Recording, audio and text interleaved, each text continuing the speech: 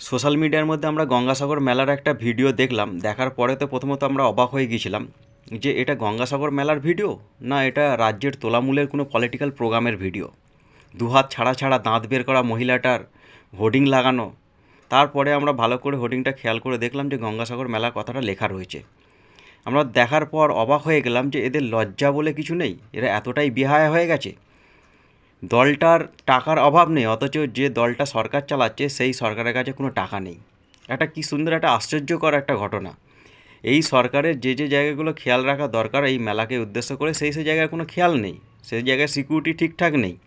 সেখানে কারো মোবাইল চুরি হয়ে যাচ্ছে, কারো পকেট পার্স চুরি হচ্ছে, সেই দিকে কোনো খেয়াল নেই। অথচ এদিকে হোর্ডিং পোস্টার লাগাবার জন্য একদম পুরো উঠে পেরে লেগে আছে। এদের চারিদিকে হোর্ডিং পোস্টার টাঙিয়ে, দাঁত বের করা ফটো টাঙিয়ে একদম হৈ হৈ করে বেড়াচ্ছে। এই হচ্ছে রাজ্যের তোলামূল।